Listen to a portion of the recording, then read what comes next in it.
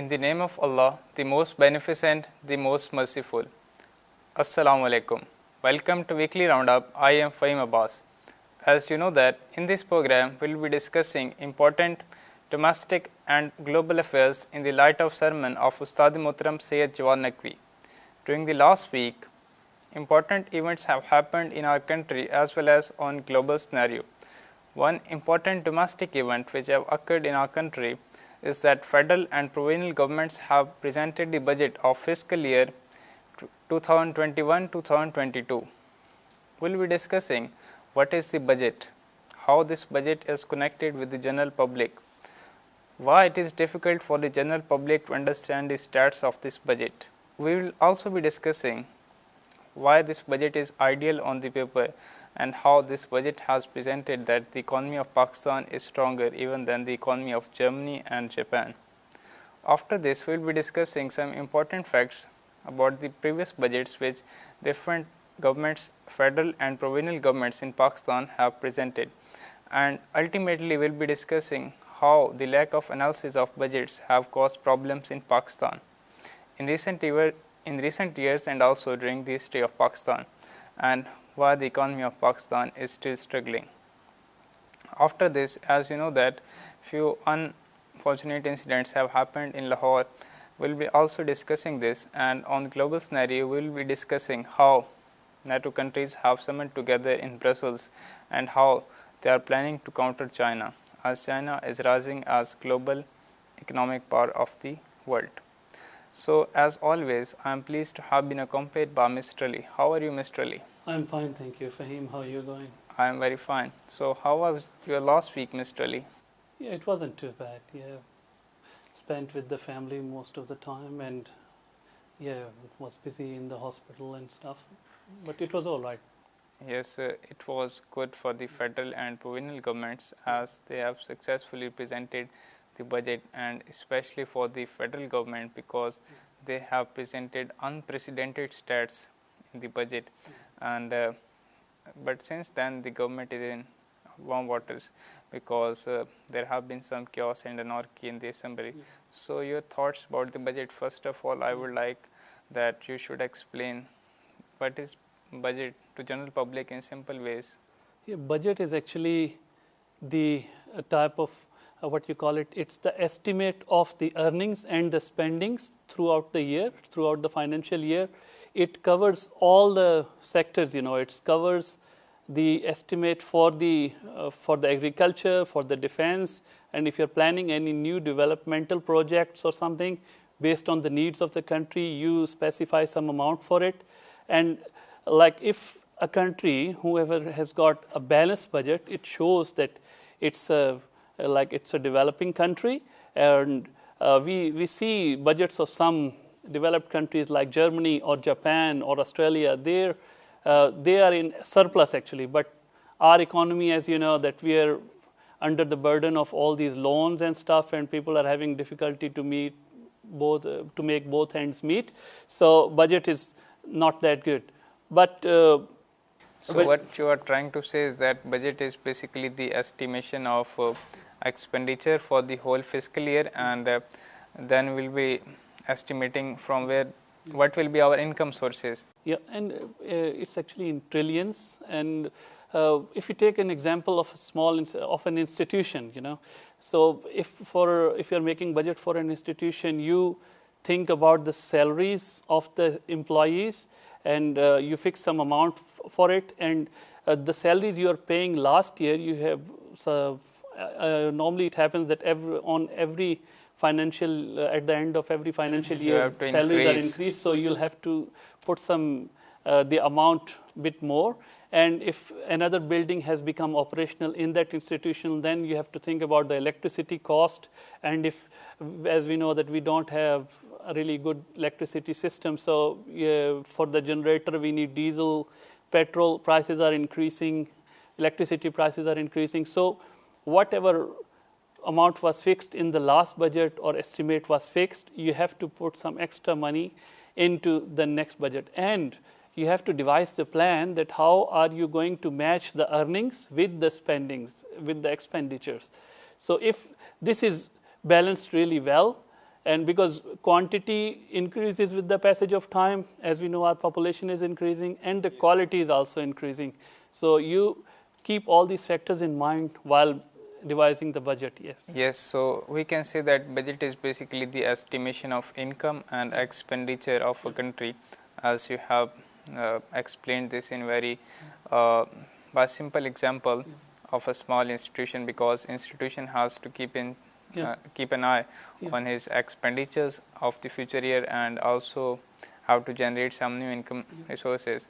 But this is true for the country, and interesting fact is that the budget which has been presented this year is unprecedented on the paper, because it is like ideal budget, and government for the first time during this era, the government is very happy, and the government supporters are also very happy, and they are saying that government has presented the ideal budget, and our finance minister, the newly appointed minister Treen, he is very successful in presenting the budget. But but is this a budget real, and is it based on the real study and stats, or is it just a delusion? It's actually normally what happens that when you are making budget, you take into account the condition or the economical condition of the country, as well as you do some sort of like these predictions are based on the research of the market.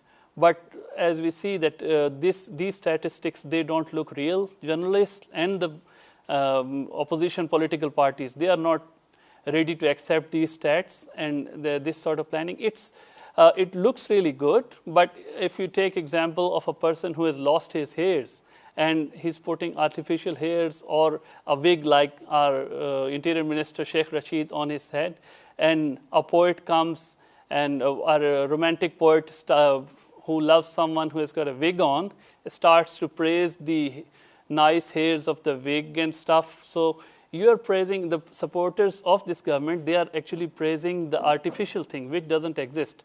And there are a lot of lackings in this budget and the budgets before, because our politicians are corrupt, and mostly all the departments or all the country is under the control of mafia. So they don't actually realize that what are the issues or what are the problems being faced by the people in the country, and what are the actual problems of economy, and they don't focus on these things. Yes, one important thing which we have to keep an eye on this, that this is not for the first time the budget has been presented, because budget has been presented throughout the history of Pakistan every year, and some amount has been fixed for the educational sector, for health sector, for our different projects, but we don't see it on the ground because we just fix certain amount for the education, but if we see our educational sector, it is very unfortunately backward as compared to the modern world. Similarly, our health system. So where does all this money which we fix for these departments go? The issue is that in the modern countries, things are analyzed. Our governments, they don't analyze what happened with the amount which was fixed for, as you said, education, for defense, and for so and so things and the development projects. They just throw the previous budget in the bin and just write a really nice looking budget on the paper and just make people happy that we are increasing salaries and do some cosmetic sort of things to like make the things look good. But actually what they should be doing, they should analyze the previous budget and what were the spendings and what were the expenditures, and what has resulted, what sort of developments have resulted actually taking place in the unfortunately no committees have been formed in the parliament. We just analyze the previous budgets. That's true. And the different amounts which government have fixed for different institutions and for different sectors. There is no check and balance on this, and there are no such institutions. That's true. So, and one interesting fact is that the budget which has been presented on the paper this year shows that the economy of Pakistan is very stable amid pandemic, because we know that since this pandemic, the economy of most countries are struggling, and the Pakistan its economy was struggling pre-pandemic, and after the pandemic the conditions are much worse if we see it on the ground. but this budget is very unprecedented and it's look unreal. It looks unreal, and it has been the same thing in previous governments too. If you take example of Musharraf, as we were talking about it, that once he was addressing a news conference after the budget was presented by the previous finance minister, who later became the prime minister of the country, Shaukat Aziz. So the ex-president, ex-dictator Musharraf, he was addressing the press conference, and he was presenting these nicely looking figures, and then he gave the reason that actually we will be doing a lot of developmental things, and the reason and the income would be coming from some sources, like he said that we'll be importing gas from Iran, and we'll import too much gas, and we'll sell it to India and China, and we'll earn money from it. And during that press conference, one journalist asked the Musharraf that you have just presented a lavish budget, and expenditures are lavish, and what would be your income source? And he said that we would increase our wheat production by 3 folds. Although at that time Pakistan was importing wheat, and there was drought in Pakistan for 3 years, and that's what the journalist objected, and then he said, "Oh." Then he realized. Okay, and he asked the finance minister, "Man, he's saying the right thing. That what are we going to do? That there's a drought, and how will we increase the crop production?" And that finance minister responded that it's all right. We'll be able to do it. I'll tell you later how we do it. So it shows that unrealistic sort of predictions are made in the budget. It has been there for a while. Basically, it's if we analyze all these things, basically there is lack of study and stats, because Pakistan is much larger country, and it has got human resource, and it has got mountains, it has got agriculture land in the Punjab, and similarly mineral resources, and similarly best irrigation system. And if we utilize these resources, our economy can be stable, and then the budget which will be presenting, it would be a real, because these budgets which we present just make some makeshift changes in the previous budget and then show it to the media, and then there is no proper check and balance. There must be a check and balance. That's true. And since this government has come into power, the inflation is rising, and you know that our exports have gone down, our production of all these different, like textile, we used to export textile a lot, but we don't have cotton now. Initially the government was thinking to import cotton from India, but because Kashmir issue hasn't been resolved yet, so they postponed that. And our sugarcane growth has gone down, wheat growth has gone down, and we are being forced to import all these things because of lack of planning. Very unfortunate, because we even have to import textile sector items like cotton, because cotton is our major export item, and this is very unfortunate. So we can say this, that if a budget of a country is balanced, then this shows the prosperity of a country, and this country can spend equally on the health sector, on education sector, on defense sector, and on its other internal as well as external affairs. But unfortunately, because of the struggling economy of our country, we are unable to present a good and stable budget. But if we hope and we pray that one day these stats which have been presented will be true and in real sense, and then it would be a real budget. And only thing which is increasing actually is the number of donkeys. This is very interesting. Like interesting news that the number of donkeys since previous year, they've increased to 1 lakh. I'm not sure how they are doing the census of these donkeys, but there is one point of view that China.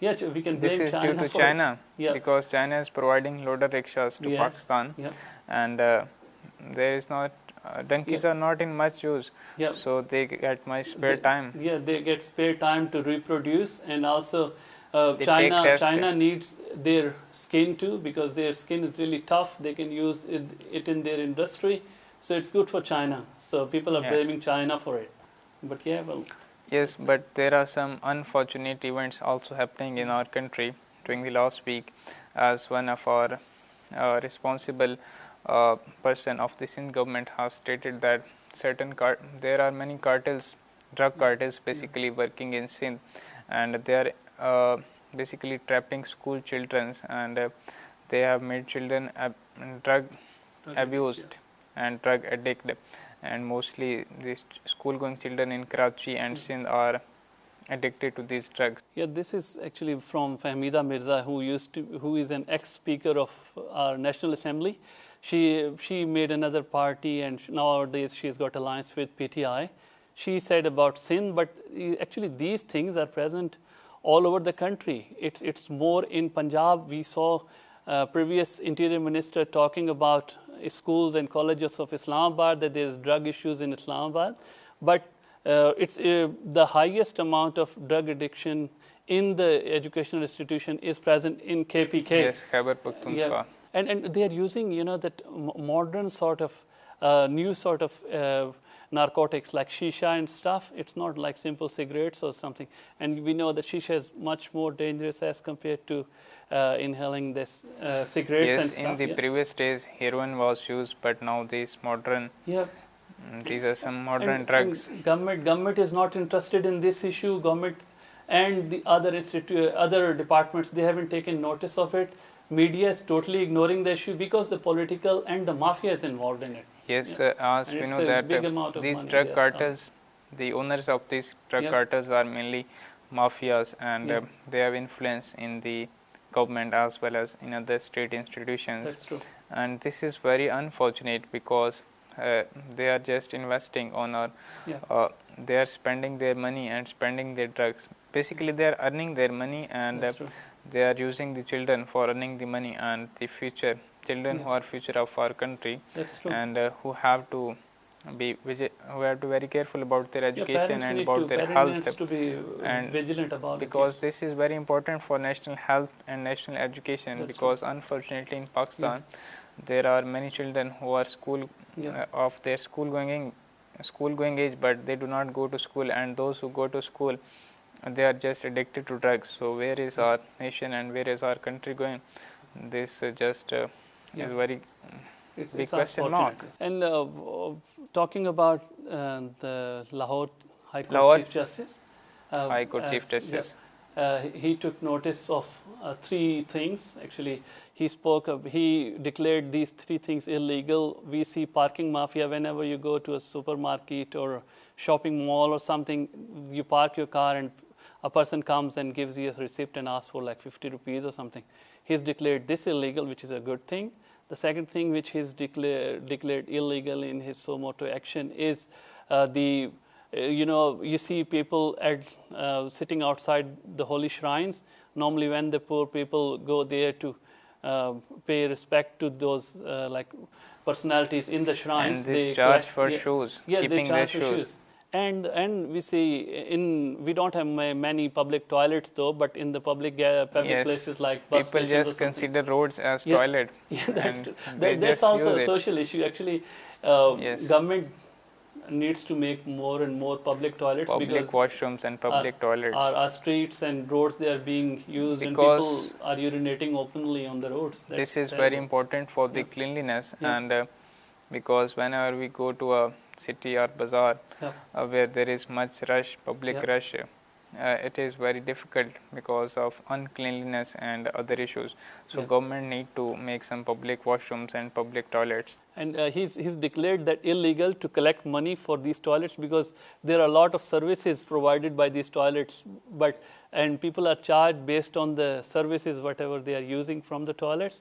But actually the thing which our respectable Chief Justice, as we know that he has taken several bold stances against his previous decision. We saw that he spoke against DHA, which is considered to be a strong building mafia, and he has taken a lot of decisions, and he himself spoke during one of the cases that he has done several things to the police, and he is afraid that his retirement is not far, and he is afraid that they will do some harm to him. He and his family are in danger. That's true. In trouble after retirement, he said that. But because he has taken some bold decisions, and this was what his post demanded, because he was the Chief Justice of Lahore Court. But now he should focus more, although he hasn't got much On time other left, issues, to national other issues. national issues like corruption is rampant in our country. You know, Yes.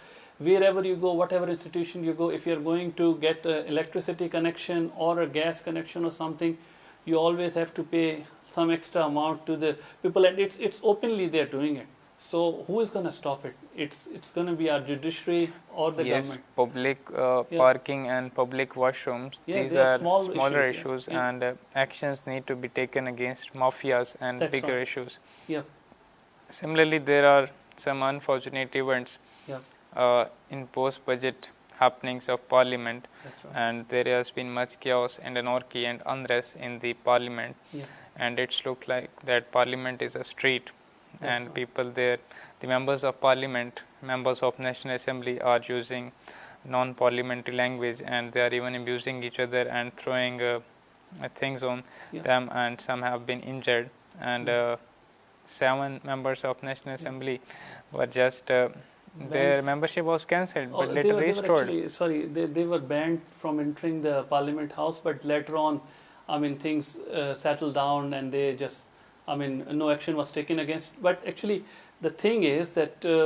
that thing actually started after the opposition leader, he was giving a post-budget speech, and the government, one of the government members of Parliament, he objected and he said something bad, and then the things started, and then they started to verbally abuse each other, and really were like bad sort of words were used. Even women were beaten over there, and there was physical fight over there, and Yes, people are calling it the beauty of democracy. yes, but So- the irony of this beautiful democracy is that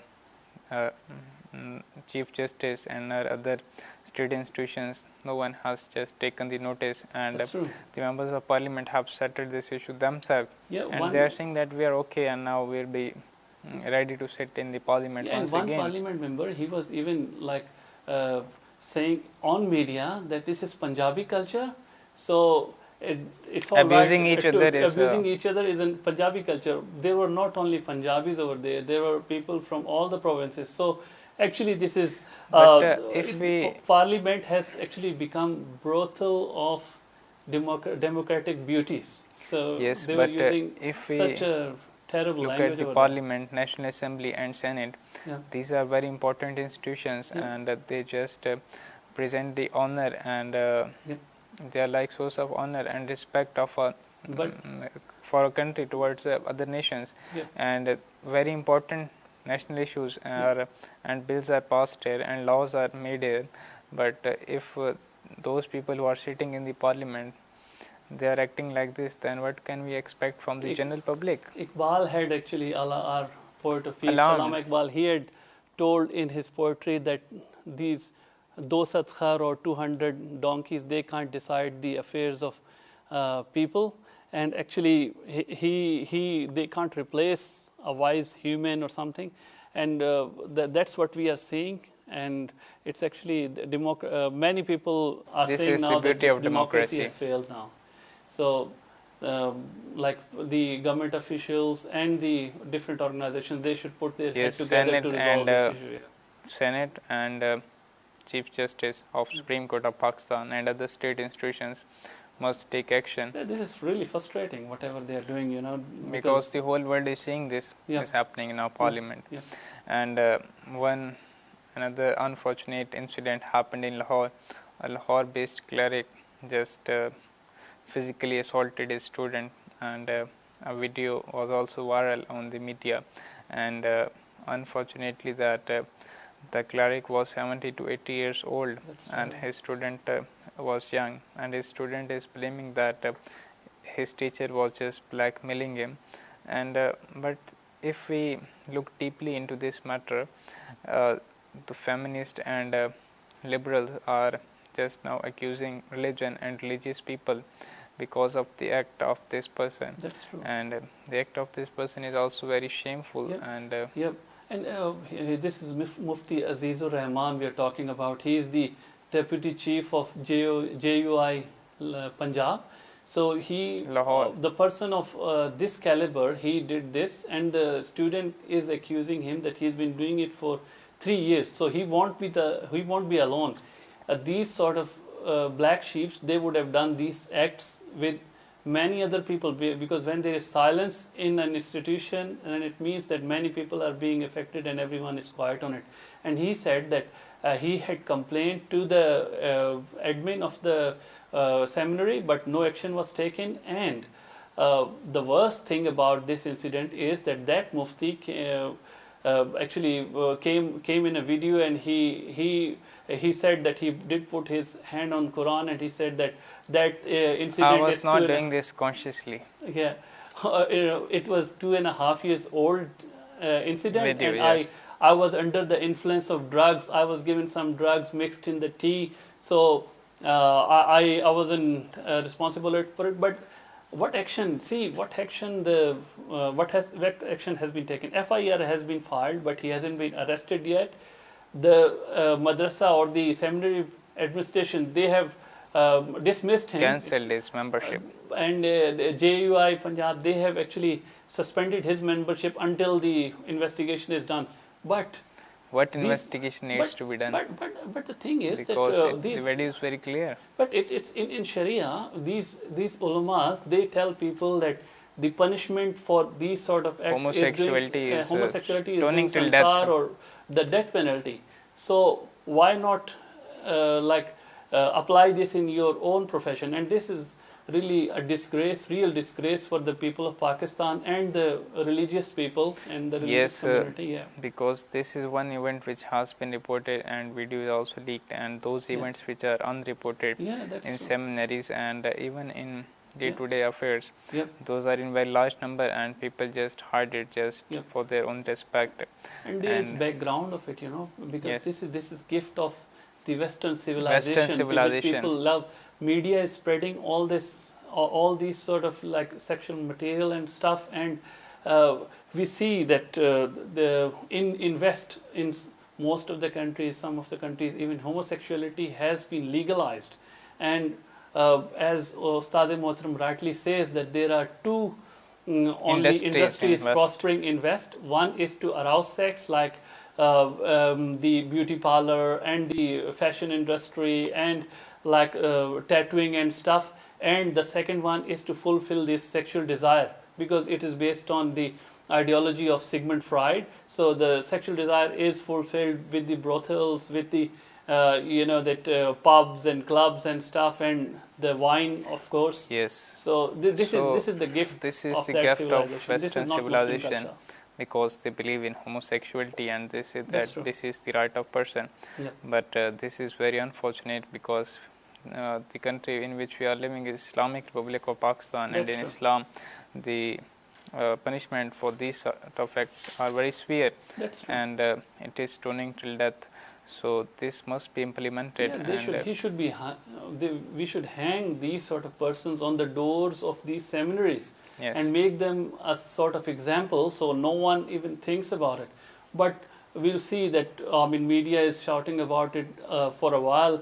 He will go, even if he goes in the jail, I think there is not much. He'll spend a couple of years or something in the jail, and he'll come back. Yes, only if the irony person of is killed, then they take some like severe punishment. But law should be fixed. The irony of this situation is that in this case, and similarly those cases of drug cartels, in both these cases children are being affected, and this is very unfortunate, and we pray that these sort of actions must be ended in Pakistan. Inshallah. Because Pakistan is Islamic Republic, and we have our own culture and our own civilization, and we must stay away from the Western civilization, because democracy and these sort of things are just the fruits and beauty of Western civilization and Western culture. So as you know that we were discussing domestic affairs, and now we are going to take the short break in this program, weekly roundup, and when we come back after the break, we'll be discussing some important global affairs. And in the global affairs, as you know that on top of the list are the elections in the Islamic Republic of Pakistan, and after this we'll be discussing about the role of Turkey in Afghanistan, because Turkey has one bid for the security of Afghan important airbase in Kabul, and we know that those who control the Kabul airbase can control the movement in Afghanistan. And after this, we will be discussing how the members of NATO country have summoned in Brussels against the rising global economic power China. So keep in touch with us.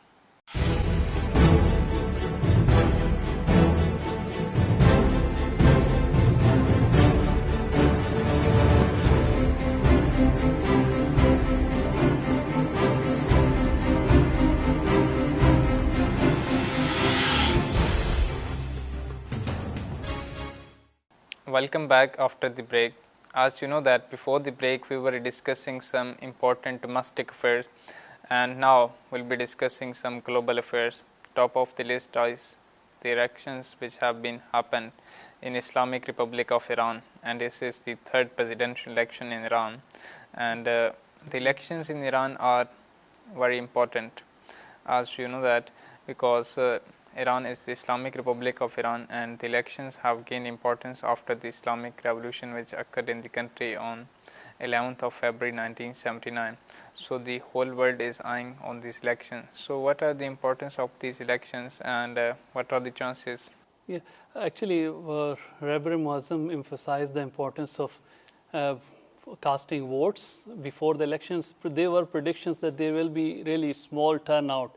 But as we see, the enemies of Iran were hoping that people won't go to the elections. There are some reasons behind it, because there were some famous personalities who were declared by the Supreme Council that they are not eligible to come for the presidential elections. So there were some speculations already, but we see the registered voters, they are around 60 million in Iran, and the preliminary results show that around 28 million people have casted votes, and there are around 17.8 million votes which have been actually Mr. Ibrahim Raisi, he has taken 17.8 million votes, and preliminary results show that he has won the election. Say the Ibrahim Raisi is going to win the election. Yep.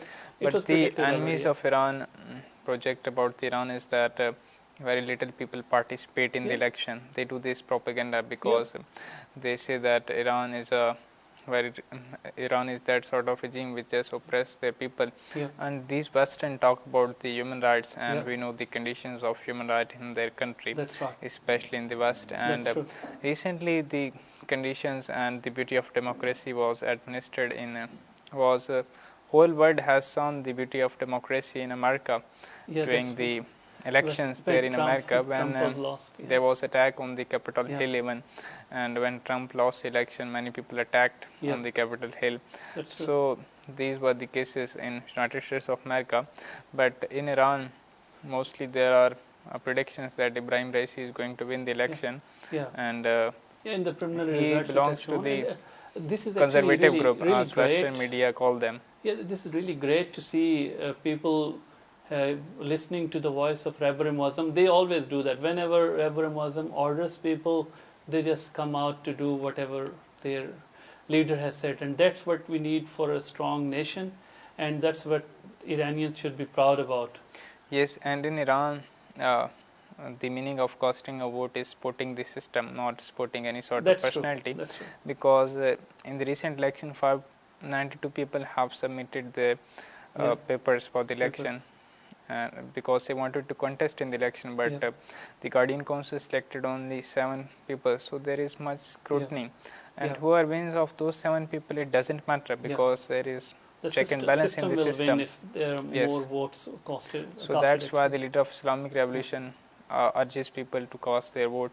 And in every election there has been increase in turnover, and we will see much increase in turnover in this election, inshallah. And after the election, we have to move toward the Turkey, one of the neighboring countries of Iran. And Turkey is taking interest in Afghanistan. The situation of Afghanistan in because as we know that Americans are just moving out their troops from the Afghanistan, but they are not actually leaving from Afghanistan. So Turkey is taking some interest in the Afghanistan, and they have even taken up the security of the most important Kabul airport, yes. airport in Afghanistan, Yes. Kabul airport, Yep. because they just want to keep check and balance the Yep. Kabul airport. That's So true. there are certain speculations why they have taken this airport. Yeah. Actually, as we discussed in the previous program, that United States is actually not leaving. They've got some plans for it, and Turkey, as we know, that is replacing replacing United States in Afghanistan. Although Turkey was present already there because it's part of NATO, and NATO forces, when they invaded Afghanistan, Turkey had some soldiers in this invasion. But now they've taken the control of that airport. The reason for it, because they've got a lot of scrap and a lot of rubbish of these terrorists, which they had trained, because we knew that in the war of Syria, Turkey used to be the epicenter of the training center of these organizations, of all and these terrorists. Yes, they even the fugitives even used to take a test in the Turkey, and then they would come back to the Syria and fight. Because Erdogan, he's been forcing European countries to take their rubbish back, but they are saying no to it. Yes, they are not willing. So it's a burden on them, and Turkey is fed up of all their families and these terrorists. So they want to in much shift large them here. number. There's a huge number over there, so they want to bring them here. And the second thing, which is actually important, is that after Turkey has got some international ambitions. So as we know, Erdogan, that he want to establish the Khilafat, revive that Ottoman Empire. And so there are but some. But now, as the Afghanistan is empty ground, and Turkey also wants to play on this ground. That's true. And the situation in this region is, that. It's getting ready for the next stage. Ready for the next war. Yeah, next war. And as we know that the United States and the Western countries, they want to keep their control in Afghanistan, to keep an eye on Pakistan, China, and Iran, the neighboring countries. So if Turkey just put this crap into Afghanistan, then the situation in Afghanistan would much worsen, and its impact on the region would be very much, that would not be in favor of the regional countries, especially Iran, Pakistan, and China. Yeah. So now moving toward another important global issue, because as we know that China is now mammoth economic power in this recent world, and the economy of China has grown unprecedentedly, and the Westerns and usually Americans, mostly because Americans are in rival with the Chinese, and they were not expecting Chinese economy to grow this large. And now, as China through the Belt Road Initiative have spread its influence throughout the world, so now these NATO countries have summited in Brussels, and now they have declared China a threat as a global security threat. Security. They used to call Cuba and North Korea, Iran, and some other countries like Venezuela a threat to the global peace and security. Now it's China. Initially, NATO was formed to tackle the Soviet Union, to tackle Soviet Union, but Soviet Union broke into pieces, and now they see this China rising, and they're really scared of it. Joe Biden has expressed in several speeches that his main target is going to be China. And we saw the G7 countries got together. They introduced some sort of infrastructure plan to against that. Yes, one road, the one interesting belt fact is that as we know that the G7 includes those countries with the stable economy, most stable economies, and China is not included in this organization. That's true. It's only because they think that China is threat to them, and China now because initially the Chinese were focusing on their economy only, and they didn't do much about their defense, but now they are making their military really strong, and because of their military might and their military equipment and stuff, Americans and the Westerners, they are much more scared now. Although they used to be arrogant at one stage, that they were thinking that they are superpowers and no one will be able to challenge them, but they see a real threat in front of them. And the arrival of NATO forces with this new strategy in Afghanistan is a part of this campaign. They want to do the same thing with China what they did with Soviet Union. But there is difference that at that time when NATO was formed to just counter Soviet Union, yeah. and they were successful to some extent because Soviet Union was a military power. Yeah. But in this case, the case is opposite. The American administration first used the Trump card just to counter the economy of China, because Trump was very successful businessman. American establishment relied on the Trump for this economic war, but they were unsuccessful. And as we know that the war of Americans with Chinese is economic, not military, though China is building its military power and increasing its naval fleet. And there are also speculations that this pandemic which was launched, which just erupted from China, this was also a part of biological attack, and both these countries are blaming each other. Trump called it Wuhan virus, and now there are reports that Chinese are claiming that Chinese are claiming that inquiry must be held about the Americans lab, and this was part of their economic war, and this will continue because there might not be a conventional war, and there might be these biological wars. And in this era of biological wars and biological weapons, because China is also developing some unprecedented weapons which the world has not seen, and that's why the West and Americans are very much aware and they have gathered around this. So in this time which is resulting into very perilous conditions in the region and in our international scenario, we must remain very vigilant. It is somewhat linked to Pakistan. Pakistan Yes. needs to stay vigilant because China is partner of Pakistan. Pakistan and China, they've got this plan of CPEC, which we think that is going to bring a lot of development in the region. So if NATO, and as we know that NATO has got these ambitions, so Pakistan has to be really careful and devise such sort of strategy which prioritize our national interest, and I'm sure our institutions are aware of it. And yes, they are doing it. Yeah. Interesting fact is that Islamabad has various engagements with the Washingtons. Mostly there are 4 engagements with the Washington, and our relations with the China and those are relations with the America. These needs to be somehow balanced, because if we tilt completely toward China, then the relations with America just got sore, and as it have happened in the past, and Americans just stopped the military aid of Pakistan as they were providing military aid to Pakistan, and then the relations between Pakistan and America just got sour.